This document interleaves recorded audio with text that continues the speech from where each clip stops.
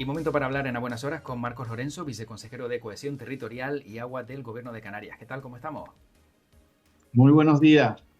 Bueno, encantado de saludarle y de poder charlar un poco sobre las tareas que realizan, ¿no?, en un área tan importante como es Cohesión Territorial y Agua. Enseguida hablaremos, ¿no?, de, como decía, ¿no?, previsión de cara al verano, etcétera, etcétera. Pero lo primero, quizás una de las noticias que supongo que a lo mejor da un poco de alivio, es ver cómo en Fuerteventura, pues al final la empresa que se había encargado de buscar tierras raras, etcétera, etcétera, pues desiste, sobre todo quizá a lo mejor pues por la presión popular, ¿no? Pues sí, está claro que vivimos en un entorno frágil, lo sabemos todos, pero es verdad que se ha ido creando y es bueno y es positivo. Desde mi punto de vista, esa conciencia de proteger el territorio finito que tenemos frágil, como decía antes, y desde luego hay desarrollos económicos bueno, que es difícil compatibilizarlos con esa protección del territorio. No tenemos que olvidar que al final es verdad que toda nuestra vida, toda nuestra actividad la desarrollamos sobre un territorio, o sea que siempre va a haber afección, pero está claro que todo aquello que podamos minimizar o evitar precisamente por no tener que sufrir esos impactos tan altos, pues está en la tarea de todos, tanto de los ciudadanos como del gobierno, fundamentalmente también, en intentar evitarla. Sin duda, la verdad. Sobre todo, mucho respiro también en Fuerteventura porque, claro, temían, ¿no?, que todo lo que ellos siempre defienden, ¿no?, que es mantener la isla tal cual está, islas también como Lanzarote, pues se viera afectado por una situación como esta. Pero llega un momento también, viceconsejero, que muchos plantean, dice, bueno, pero es que claro, Canarias es un territorio, como bien dice, finito, ¿no? Estamos muy, muy limitados, pero también hace falta vivienda. ¿Cómo se equilibra el hecho de que tengamos territorio sin ocupar, pero mucha escasez de vivienda? ¿Dónde está el punto intermedio que podemos llegar, teniendo en cuenta que Canarias, como decimos, es territorio finito? La problemática es diversa, porque es verdad que nos enfrentamos en general a situaciones distintas según Canarias es plural también en el modelo de desarrollo, en el modelo de poblamiento. Tenemos dos islas, las islas centrales, que han sufrido en los últimos años un aumento de la población bárbaro, que se está planteando incluso, bueno, si hay un límite, ¿no?, para la población que pueden soportar un territorio insular como eso. Tenemos después la realidad de las dos islas orientales que han sufrido también o han vivido en las últimas décadas un desarrollo importante vinculado al ámbito turístico, pero que quizás no ha llegado a ese punto de masificación de las dos islas centrales. Y después tenemos la realidad de las llamadas islas verdes, perdón, que desde luego pues es la que es. Yo soy de La Palma, por ejemplo, vengo de ser regidor en un municipio pequeñito de menos de 3.000 habitantes, Tijarafe, y desde luego la realidad que vivimos allí es muy distinta en cuanto a que vemos que existe eso que se ha dado a llamar la España vacía, y que en Canarias existe también, a otros niveles, a otras escalas. Evidentemente no podemos compararnos en esas grandes superficies y esos niveles de habitantes por superficie con el que se mide esa despoblación en la península ibérica, pero en el contexto de lo que significa esa Canarias verde, esa Canarias rural, esas Canarias sobre todo de las islas de La Palma, Gomera y Hierro, sí que vemos que se está produciendo ese abandono de las zonas rurales, esa despoblación, que también está relacionado a su vez, anidado con otra serie de problemas que se desgajan de ahí. Por ejemplo, pues el abandono del campo significa no solo la pérdida de una actividad económica, también de un patrimonio cultural y patrimonial, ¿no?, en ese ámbito de lo que significa esa vida rural, pero también fundamentalmente es un problema de cara a los incendios, que es otra de las áreas que dentro del área de emergencias también está dentro de mi viceconsejería, con lo cual he logrado juntar, si es que y se puede decir así, el agua con el fuego. Pero desde luego, y yendo a la pregunta que me hacías con respecto a la vivienda, yo creo que hay un hecho fundamental y desgraciadamente, y hay que reconocerlo, que ha habido una dejación de la política de construcción de vivienda pública por parte del gobierno de Canarias hace muchos años. Estamos hablando de más de 20 años que no se apuesta decididamente por esa inversión en vivienda pública, y eso ha hecho, junto con el encarecimiento de los alquileres, con esa utilización también de parte del parque de vivienda para el alquiler turístico, ha hecho que sea muy difícil para las personas que viven aquí pues poder acceder a una vivienda tanto en régimen de alquiler, y ya con los precios a los que está ahora mismo la construcción, la dificultad también de la obtención en muchos casos de permiso para poder aprovechar ese terreno heredado de tus padres, de tus abuelos, que sea además coincida con un terreno de asentamiento que tú puedas desarrollar para construir una casa. Claro, entonces quizá una de las alternativas o una de las salidas podría ser, como bien indica, aprovechar todos esos espacios donde no hay población e intentar reflotar, ¿no?, pues municipios pequeños donde pudiera incluso haber alternativas, ¿no? No solo el sector primario, sino otras también que hiciera que crecieran un poquito, ¿no?, y que hubiera vivienda para todos. Efectivamente, está claro que es muy difícil conseguir Sí. revertir del todo esa situación, pero sí es cierto que se puede hacer más atractivas esas zonas rurales para vivir. Un elemento fundamental dentro de esa cohesión territorial, que de eso se trata precisamente, de intentar realizar esos equilibrios dentro de este territorio tan frágil, como te decía antes, que tenemos en Canarias, por ejemplo, el acceso a los servicios fundamentales. Estamos hablando de poder tener un colegio donde educar a tus hijos, de poder tener un hospital cercano, y si cerca no, por lo menos con buenas vías de comunicación para poder llegar hasta él, lo mismo que las instalaciones básicas de puertos, aeropuertos, centros administrativos. Y hay un elemento que para mí ha jugado un papel importante, por lo menos en dar más oportunidades a que la gente se pueda quedar en el ámbito rural, es la conectividad digital. Desde luego, ese ámbito de poder llevar la banda ancha, la fibra, a muchos entornos rurales en Canarias ha significado pues el que puedan instalarse nuevas personas allí, los llamados nómadas digitales, personas que tienen su actividad, que lo pueden hacer a través de Internet, marketplace, poder vender a través de Internet los productos que uno hace en esas zonas rurales y poder acceder a muchos servicios también a través de esa conectividad de banda ancha. Yo creo que esto es otro elemento que ayudaría mucho el seguir desarrollando esa política de llevar toda el Internet de alta velocidad a muchas zonas rurales en Canarias para poder ofrecer pues, otras posibilidades a las personas que quieran vivir allí. Está claro.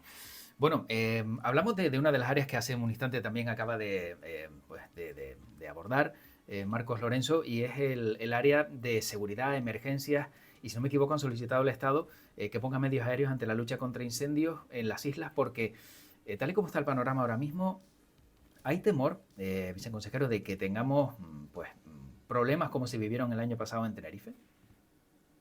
Pues sí, es inevitable. Evidentemente, la certeza absoluta, afortunadamente, no la tenemos, pero tampoco lo podemos descartar, desgraciadamente, porque de entrada tenemos una situación en la que es plenamente constatable el cambio climático en Canarias también.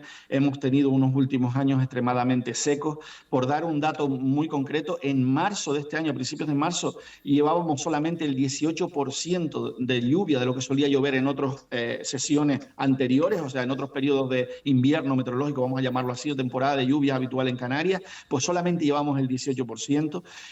La subida de la temperatura también es una realidad. Todo eso ha llevado al Gobierno de Canarias, y concretamente a la consejería en la cual me encuadro, la de Política Territorial, Cohesión Territorial y Agua, que está dentro del área de emergencia, dentro de esa consejería, a crear un grupo de expertos específicamente vinculados con el análisis de esta situación climatológica y su derivada con respecto a los posibles incendios forestales. Una de las conclusiones a las que llegó ese grupo de expertos, inmediatamente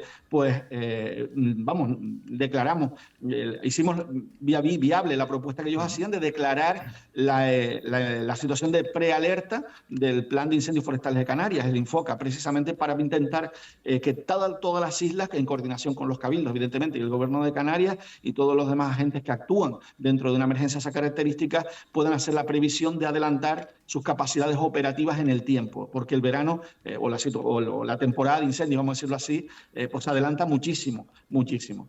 De hecho, como bien comentas, uno de los elementos que para nosotros es fundamental en esa lucha contra los incendios es poder tener esos medios aéreos en Canarias. Ha habido mucho debate en los últimos años, si hidroaviones, si helicópteros, está claro que los medios, lo interesante es tenerlos aquí, sean unos o sean otros. Es verdad que desde el punto de vista de los propios expertos, los cuales hemos consultado, nos dicen que para el caso de las islas donde se suelen producir estos incendios, lo más operativos son los helicópteros, precisamente porque permiten una operativa mucho más rápida, un sistema de ataque al fuego mediante esas descargas de agua mucho más inmediata, y eso hace también intentar que esos pequeños conatos no se conviertan luego en incendios y después en grandes incendios forestales. Las primeras horas son fundamentales y por eso es importante esa coordinación entre administraciones y tener los medios situados en Canarias. Sabemos precisamente que en este momento el Estado está en proceso de licitación de muchos de esos medios aéreos, incluso algunos han quedado desiertos esas licitaciones. Esto nos preocupa, sabemos que no es culpa de nadie, pero sí es verdad que la consecuencia es que, esperemos que no tardemos en tener disponibles en Canarias esos medios que complementan a los que ya tiene el Gobierno de Canarias operativos, todos esos helicópteros del GES, más los que tiene en este caso el Cabildo de Gran Canaria de Tenerife, que a nivel insular también contratan medios aéreos de helicópteros en este caso. ¿Cómo se puede revertir una situación como esta? No solo con medios de prevención, sino con qué políticas, porque si no llueve y esto va a ser un continuo, claro, siempre van a tener que recurrir a más medios aéreos, más medios de emergencia, y a lo mejor cabría otra posibilidad, buscar alguna manera de repoblar toda Canarias y que con agua desalada pues podamos tener un lugar verde que evite que a lo mejor el fuego pues sea tan virulento. Has tocado dos temas muy interesantes. Uno es el trabajo, siempre se dice que los incendios se apagan en invierno y es verdad. O sea, hay un trabajo de prevención muy importante, de gestión del monte. Hemos atravesado alguna época en Canarias en la que se entendía que lo que era la conservación del medio natural implicaba la no gestión. Y es un error. Es un error, desde mi punto de vista y desde el punto de vista de muchos expertos, es un error absoluto. O sea, tener el monte poco limpio, no tenerlo ordenado, no tener zonas de oportunidad para poder atacar un incendio previamente diseñadas, no conseguir que, por ejemplo, apoyarnos en cultivos existentes que sirvan de cortafuegos. Un ejemplo de esto lo tenemos, por ejemplo, en el proyecto Mosaico, que se lleva tiempo desarrollando en Gran Canaria, donde utilizan la ganadería y la implantación también de la agricultura en determinadas zonas, conjunto con trabajos de silvicultura, para evitar que haya un continuo en algunas masas forestales o algunas zonas abandonadas que puedan servir pues, de combustible para las llamas. En el caso del último incendio, por ejemplo, que afectó a la isla de La Palma, concretamente al municipio de donde yo soy, Tijarafe y Punta Gorda, hemos visto esto y además se ha diseñado un proyecto que se denomina Cinturón Verde, que el propio gobierno de Canarias ha aportado ya 7 millones de euros, el Cabildo de La Palma va a aportar también una cantidad importante y los 3 ayuntamientos de la comarca noroeste para hacer esto que te estoy diciendo, gestionar precisamente esas zonas de oportunidad frente a los incendios. Y evidentemente para poder tener o recuperar parte de esa agricultura en un primer momento hace falta agua. Es verdad que en este caso yo creo que Canarias no puede vivir de espaldas en ningún caso a una posibilidad de tener agua como es la desalación. Es cierto además que dentro de la historia reciente de nuestro archipiélago pues tenemos también una dilatada trayectoria en lo que significa la explotación del agua desalada. Ya por los años 60 comenzaban en Gran Canaria la primera unidad de desalación, enseguida en Lanzarote también.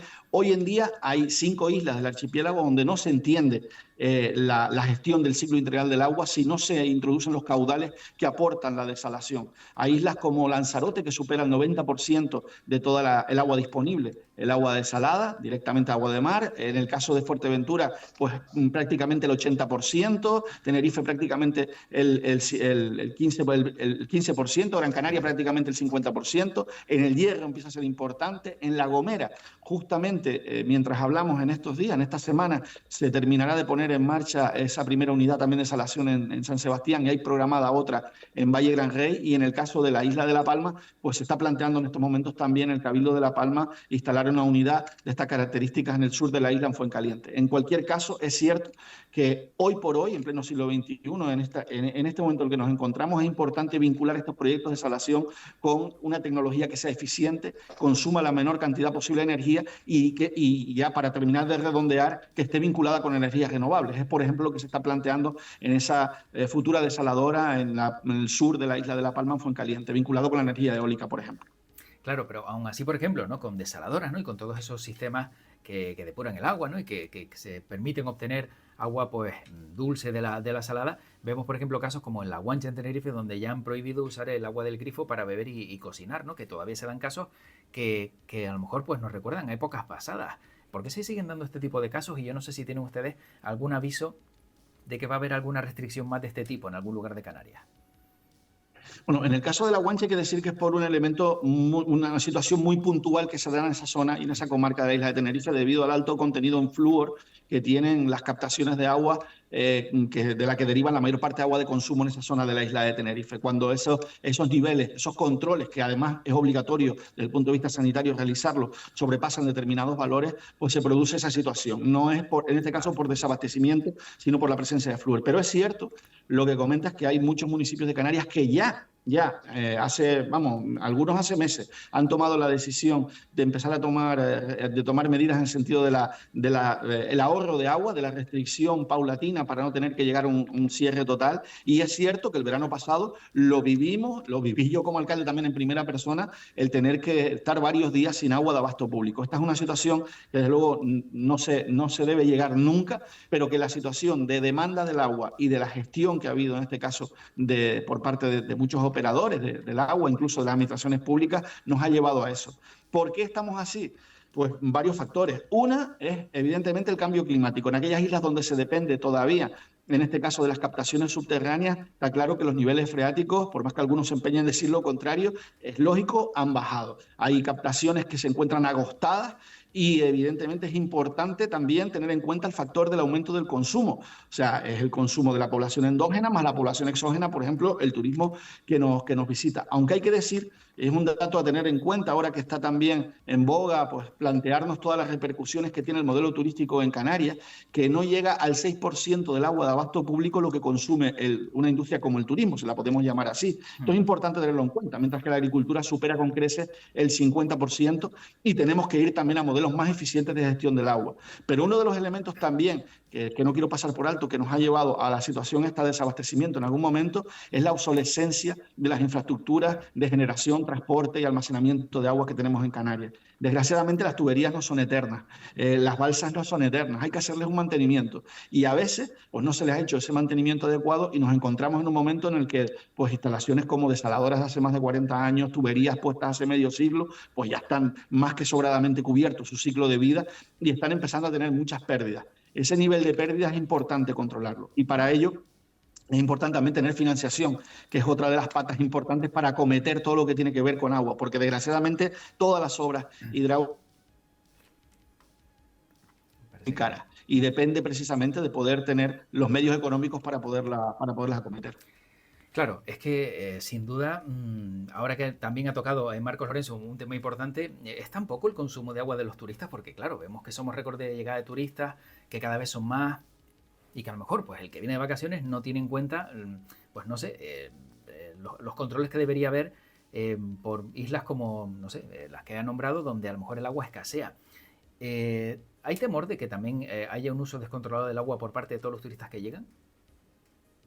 Yo creo que el uso descontrolado tenemos que analizarlo en todos los sectores. Yo creo que también en el propio agua de abasto público, desde nuestro papel como vecinos, como habitantes, como canarios que somos y la gestión que hacemos del agua, a veces nos olvidamos de lo que hay detrás del simple gesto de abrir un grifo de agua, todo lo que eso significa. No tenemos que volver, evidentemente, a vivir en primera persona como lo hicieron nuestros abuelos, a lo mejor de tener que ir a buscar agua a un aljibe, de depender del agua meramente que llovía, de no tener otras posibilidades.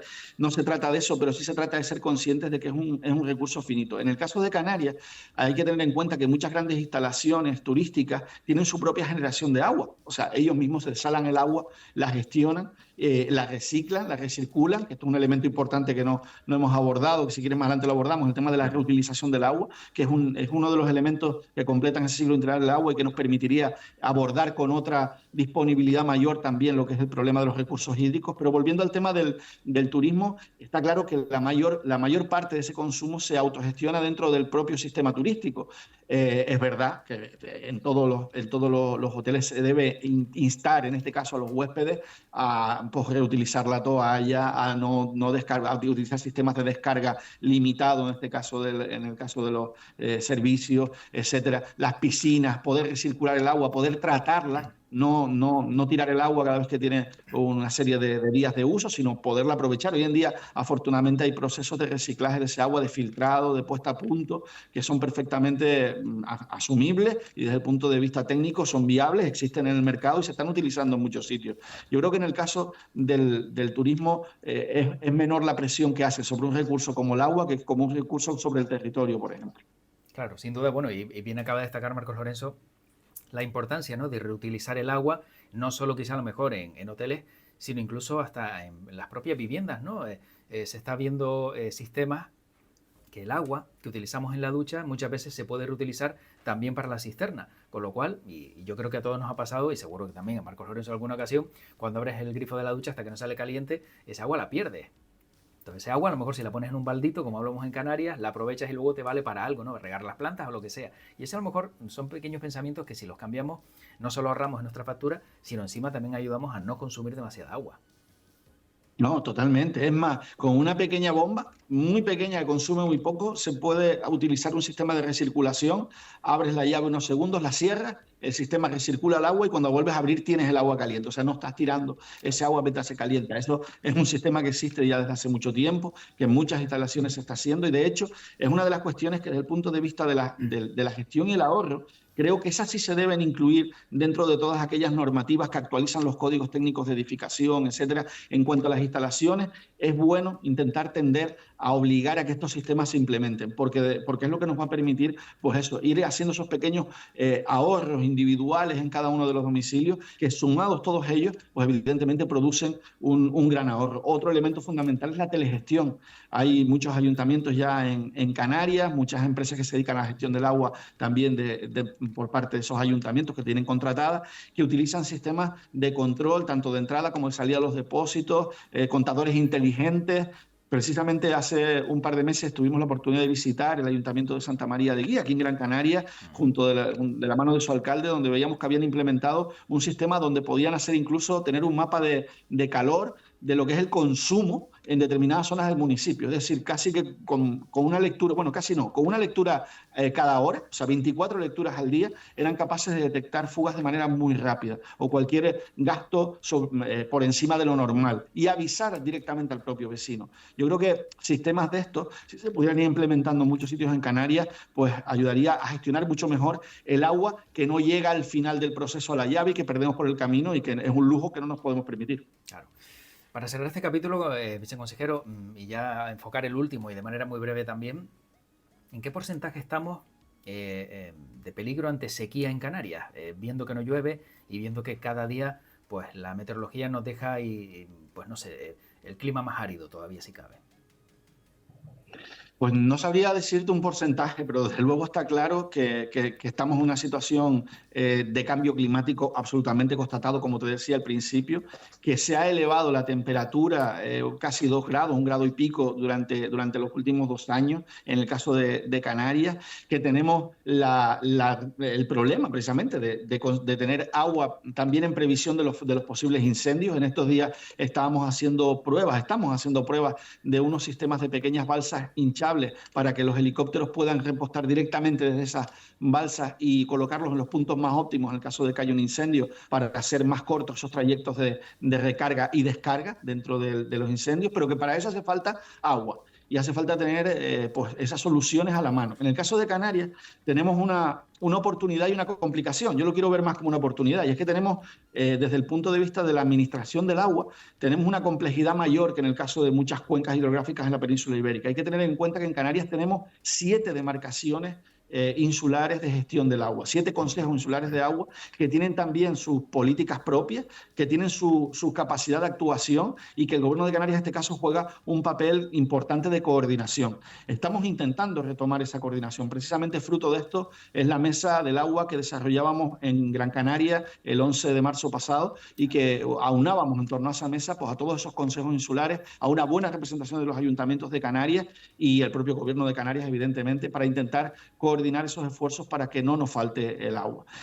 Actuaciones contra el cambio climático, pocas. Lo que sí se puede hacer es irnos preparando para el cambio climático, gestionando mejor ese recurso. Incluso, hablábamos antes de la desalación, la posibilidad de revertir o de la depuración de agua, utilizar parte de ese agua para infiltrarlo en los acuíferos y recuperar un poco esos niveles de los acuíferos que se van acostando y que también tienen su efecto en la capa más superficial de terreno, donde evidentemente la humedad está más lejos de lo que significa todo el crecimiento arbóreo y herbáceo, y eso se nota también una degradación del paisaje. Yo creo que en esos ámbitos sí que tenemos que intentar ir de la mano y ir dando soluciones dentro de lo que humanamente es posible.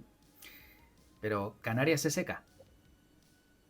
Canarias se seca. Evidentemente nosotros somos un archipiélago atlántico, dependemos también de los alisios, dependemos del régimen de lluvia, constatamos ese cambio también en ese régimen de alisios, ya no llega como llegaba antes y con la intensidad que llegaba antes. En muchas zonas de barlovento y sotavento se está notando ese cambio, ¿no? En ese régimen de humedad.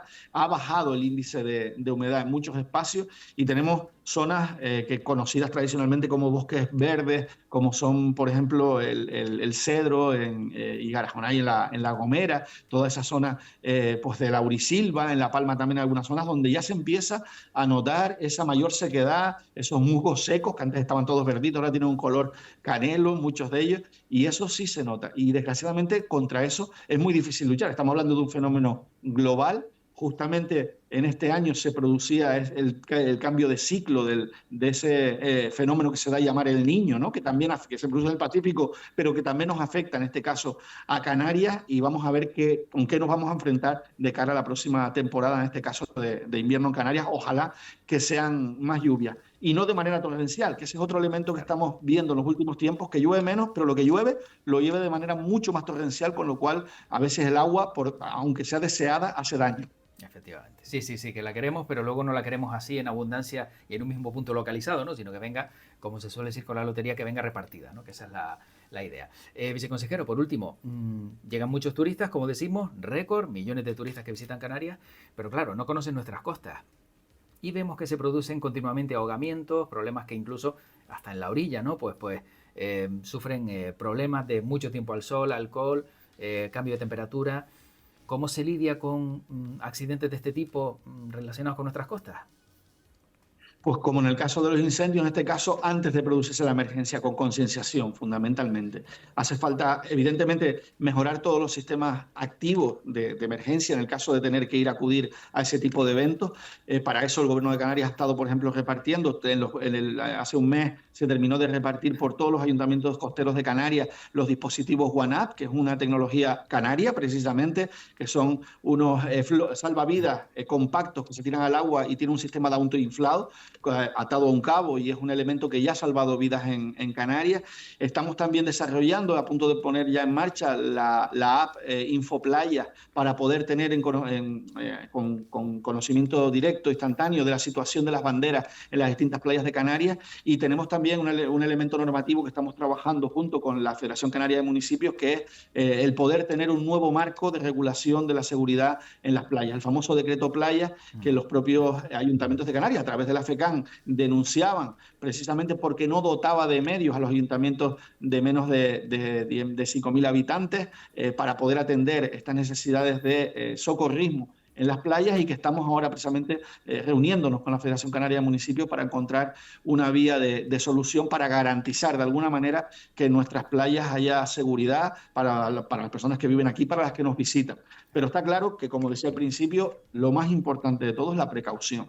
Es intentar ser conscientes de que vivimos en un entorno maravilloso, pero son islas rodeados de mar, y que nuestras costas están en medio del Océano Atlántico, que hay corrientes, que, como bien decías, hay alto grado de insolación, que produce un choque térmico a veces con esa corriente fría, y también, evidentemente, ese estado de la mar, que muchas veces, por sacar una bonita foto para publicarla en una red social, nos jugamos literalmente la vida. Y esto no es baladí, es cierto. Muchos de estos accidentes se producen en situaciones de querer sacar una foto en un momento de mar malo, y eso hay que intentar evitarlo, sacarlas, pero desde una situación de seguridad, y nunca donde bate la ola. Claro, sí, efectivamente. Ese es otro de los graves problemas, que aquellos que le dan la espalda al mar por una foto, de repente, pues acaban en el agua y bueno, ponen en peligro su vida y la de otros por intentar salvarla, es que la verdad, y luego los recursos, etcétera, etcétera, de emergencia, que también tienen que actuar por una imprudencia. Bueno, tenemos que terminar, pero no quiero terminar sin antes preguntarle al alcalde, al alcalde, estaba pensando yo en su etapa de alcalde de Tijarafe, al viceconsejero Marcos Lorenzo, si sigue jugando al envite, porque vemos que en su cuenta de Twitter se declara jugador de envite, y encima en el perfil de WhatsApp tiene envido 7 chicos. ¿Juega con alguien del gobierno de Canarias al envite? Pues la verdad que tiempo no me queda mucho ahora mismo para poderlo hacer, pero sí, es un juego que a mí me gusta mucho, es muy canario, pero además ayuda mucho a socializar, a tener un montón de amigos y amigas con los que compartir ese momento de distensión. Y bueno, pues yo creo que mejor hacerlo con un juego de cartas canario, ¿no? Que más canario que un envite, para poder compartir un rato con los amigos. Y echa de menos también su municipio, porque claro, teniendo en cuenta que ahora tiene que moverse por toda Canarias, menos tiempo pasa en Tijarafe y en La Palma, claro. Sí, evidentemente. Sobre todo ese contacto diario con los vecinos. Es lo más que se echa de menos. Al final, pues son amigos, son conocidos, ese día a día. Yo es algo que sí he querido intentar, o es mi empeño es trasladarlo también, ese contacto más cercano, al ámbito del gobierno. Yo me doy cuenta de que no es difícil a veces abstraerse de ese día a día con la población real, cuando uno está rodeado por más políticos, por técnicos, pero se mueve en otro ámbito que no tiene que ver con que el vecino venga directamente a plantearte el problema. Yo lo intento solventar hablando mucho con los alcaldes. Tengo muy buenos amigos y amigas en las alcaldías de Canarias, y ese contacto directo con los alcaldes y alcaldesas de Canarias permite también ese conocimiento que antes tenía directo a través de los vecinos, ahora es a través de los alcaldes y alcaldesas. Y es importante mantener siempre ese contacto, atenderlos, visitar los municipios de Canarias. Hoy precisamente me encuentro en Gran Canaria y tengo una entrevista con el alcalde de Telde dentro de poquitos ratos, y ese contacto directo yo creo que es importante para no perder de vista los problemas. No digo que los que afectan a toda Canarias no sean reales, pero sí es cierto que también es importante no perder de vista los problemas particulares de cada uno de los territorios, de cada uno de los municipios. Sí, sin duda hay que acercarse a todos esos municipios de Canarias, que son muchos, y bueno, siempre hay que tener esa cercanía. Y el que ha pasado como regidor, ¿no?, por un ayuntamiento, pues siempre sabe lo importante que es ese tú a tú y el estar pues casi de a pie con el ciudadano. Marcos Lorenzo, viceconsejero de Cohesión Territorial y Agua del Gobierno de Canarias, gracias por este ratito. Se nos quedan algunos temas, pero le invito en una siguiente ocasión a seguir hablando de todos estos asuntos que son importantes. Será un auténtico placer. Cuando quiera y a la disposición. Buenos días. Encantado y un fuerte abrazo. Hasta luego. Gracias. Muchas gracias. Buen día.